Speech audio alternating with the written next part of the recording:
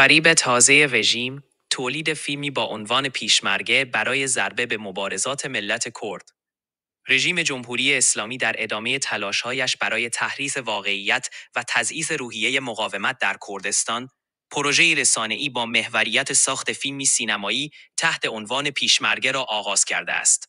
این فیلم که با تبلیغات سنگین و حمایت رسانه‌های رژیم همراه شده، برخلاف نامش نه برای تجلیل از هشتگ پیشمرگه، بلکه برای تخریب چهره مبارزان راه آزادی و تحقیر جنبش‌های حق طلبانه ملت کرد در شرق کردستان ساخته شده است.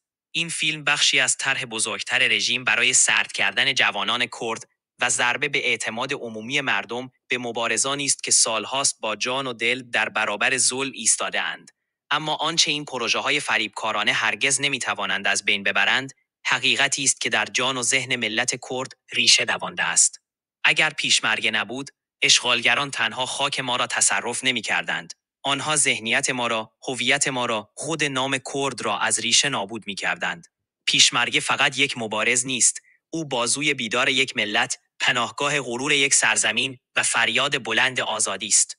وجود پیشمرگه تنها برای جنگیدن نیست. حضور او خود ترسی عمیق در دل اشغالگران می‌کارد و پشتوانه پرصلابت ملت کرد است. هر گام پیشمرگه بر خاک کردستان سندی است بر بیداری، بر استمرار مبارزه، بر اینکه هیچ اشغالی ابدی نیست و هیچ ظلمی بی‌پاسخ نخواهد ماند.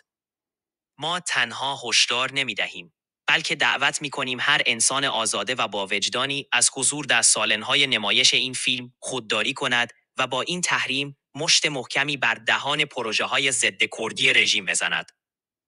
بیایید قدر این قامت‌های استوار را بدانیم، زیرا هر لحظه غفلت زخمی بر پیکر مقاومت ماست و خیانتی به خون‌هایی که برای آزادی ریخته شده‌اند. آسوی روژه‌حلات